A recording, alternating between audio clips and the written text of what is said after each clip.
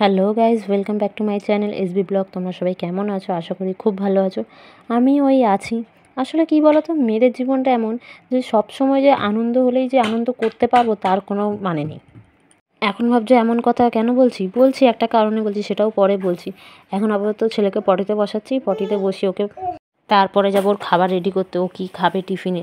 আসলে কী বলো তো, এরা ঘুম থেকে উঠলে এদের পেছনে মানে ওদের কাজ করতে করতে ওদের পেছনে ধোয়া দিতে দিতে আমার পাক্কা 1 ঘন্টা লেগে যায়। ওরা ঘুম থেকে উঠে বিছনা থেকে নামতে নামতে আধ ঘন্টা, তারপরে পটি করাও, খাওয়াও, সব কিছুটা কমপ্লিট করা। ওদের সকালে ভীষণ চাপ থাকে কাজের, বাসি কাজ সারা। তার মধ্যে এই যখন মানে বিয়ের পর বাচ্চা কাচ্চা হয়নি তখন বেশ ভালোই ছিলাম। উঠতাম, নিজের ধুনে কাজ করতাম, নিজের ধুনে মানে আধ 1 ঘন্টার মধ্যে মনে হয় কাজ কমপ্লিট হয়ে যায়। কিন্তু এখন এদেরকে নিয়ে সারা দিন চলে যায়, কিন্তু মানে কাজ শেষ হয়ে ওঠে না। তারপরে তো বাচ্চাদের খাওয়া নিয়ে নখরা আছেই। মানে রোজের যে কী খাবার দেবো ঠিক বুঝে উঠতে পারছি না। মানে এখন 2 বছর বয়স হতে যাচ্ছে, এইদিকে দুধ ফুদও খেতে চায় না, এইদিকে যে রিচ খাবার খাবে সেটাও খাওয়ানো যায় না। ওইগুলোই, আর যেগুলো খাওয়া বারণ সেগুলোই ওর বেশি করে খেতে ইচ্ছা করে, যেগুলো বাইরের খাবার ওইগুলোই খেতে ইচ্ছা করে। এখনকার বাচ্চারা তো কী আর বলবো। তারপরে ওকে একটু দিয়ে দিলাম দুধ বিস্কুট, কেন কি ওর অ্যাকচুয়ালি হচ্ছে পটি।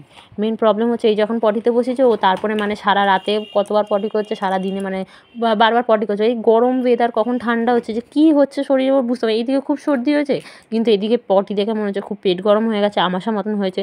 তো ঠিক বুঝতে পারছিলাম না যে কী দেবো খেতে, কী না দেবো। তারপরে বাবা বলে, এক কাজ করো, দুধ বিস্কুটই দাও ওকে, এবার অন্য কিছুটা দিও না, আজকে নর্মাল খাবারের মধ্যে রাখো। তারপর আমি দেখছি একটা ডাব ফাব কিনে এনে দেওয়া যায় কি না, খাওয়ানো উচিত কি না। এখন বুঝতেও পারছি না যে কী খাওয়াবো কী খাওয়াবো না। চলো তারপর এমনি নর্মাল ঘরে কাজ রুটিনগুলো, মানে ডেলি রুটিনটা কমপ্লিট করছি, কাজগুলো শেষ করছি। ঘরদোর গুছিয়ে গাছিয়ে অনেক কাজকর্ম আজ বললাম, বাড়িতে একটা অকেশন আছে, কী আছে সেটাও বলবো কি তোমাদের তো দেখাবো, তোমরা তো দেখতেই পাবে ঘরে কী আছে না আছে। তারপরে ঘরে কাজবাজগুলো শেষ করছিলাম।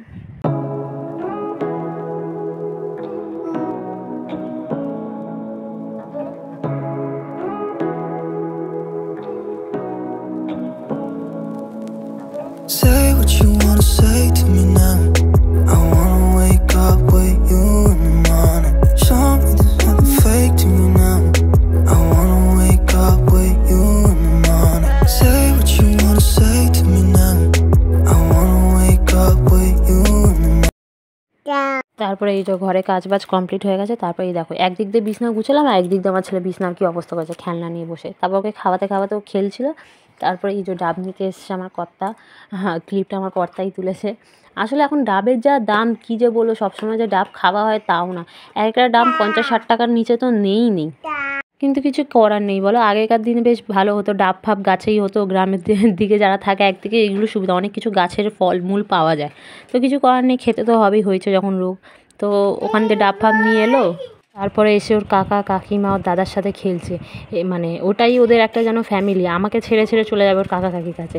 আবার এই দাদার সাথে তো সারাদিন ঝগড়া মারপিট লেগেই থাকবে, কিন্তু আবার না খেলে থাকতেও পারবে না। তারপরে এই যে বাড়িতে স্পেশাল অকেশান আছে, আর স্পেশাল রান্না আমরা তা তো হতেই পারে না। মাছের মাথা দিয়ে ডাল হয়েছে, পুঁই শাকের চচ্চড়ি হয়েছে, মাছের ঝাল হয়েছে, 5 রকম মিষ্টি, চাটনি, পাঁপড়, পায়েস, 5 রকম ভাজা, ভাত। বুঝতেই পারছো এটা কিসের রান্না, একটা জন্মদিনের রান্না, 5 রকম ভাজা ভাত।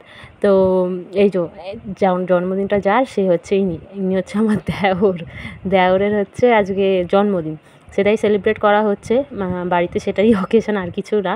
তো ওর কোলে বসে আমার ছেলেরাও মিষ্টি ফিষ্টি খেয়ে নিল। তারপরে এলাম, সকালে রান্না মিটে গেছে, এবার এসেছি রাতে রান্না করতে। রাতে রান্না হবে স্পেশালি, মানে ও ভালোবাসে বিরিয়ানি, ও আর আমি বাড়িতে বিরিয়ানি লাভার। তো ওর জন্য হচ্ছে বিরিয়ানি রান্না। তো বিরিয়ানি রান্না সব যোগাযন্ত্র করে বসে পড়েছি বিরিয়ানি রান্না করতে। আজকে অনেক দিন বাদ আবার বিরিয়ানি রান্না করছি, মানে অনেক দিনই মাঝখানে হয়নি। আর এই বিরিয়ানিটা মানে রান্নাটা শেখা হয়েছে আমার এক মাসির কাছ থেকে। আমার মাসিই পারতো সবাইকে মানে বিরিয়ানি রান্না করে করে খাওয়াতে। তারপরে মাসির থেকে এখন সবাই মোটামুটি শিখে গেছে, মানে এখন মোটামুটি পারি আমিও বিরিয়ানি রান্না করতে। তারপরে এই যে চলে এসেছি জন্মদিন বাড়িতে।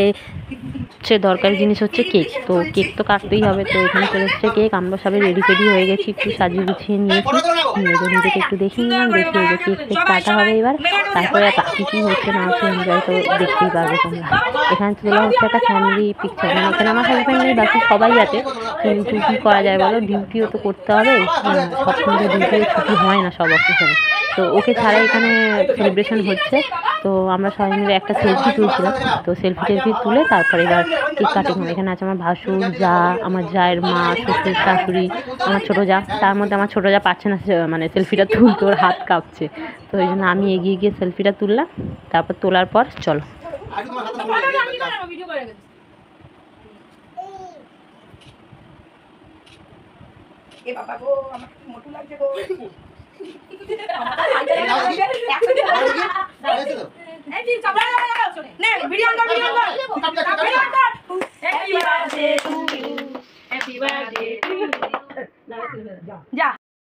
তারপর কেক টেক কাটা হয়ে গেছে, এবার খাওয়ানো হচ্ছে ওকে কেক আর তোলা হচ্ছে ছবি।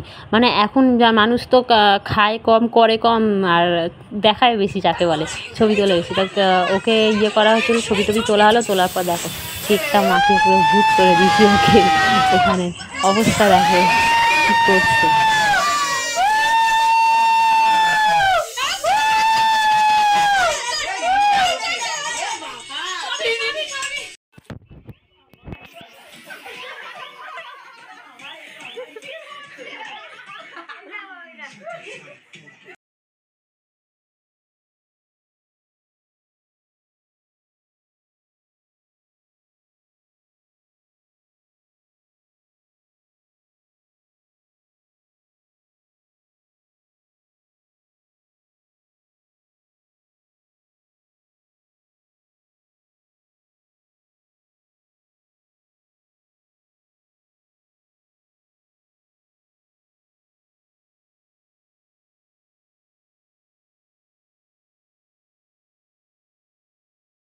তারপরে কেকটা খাওয়ার পর এখানে খোলা হচ্ছে বিরিয়ানিটা। দেখো তোমাদের কেমন লাগে, কার কার লোভ লাগছে অবশ্যই কমেন্ট করে জানিও। তারপরে আমরা বিরিয়ানি খেতে থাকি। তোমরা আমাদের ভিডিওটাকে লাইক, কমেন্ট, শেয়ার করে দিও প্লিজ। আর না যারা নতুন আছে তারা সাবস্ক্রাইব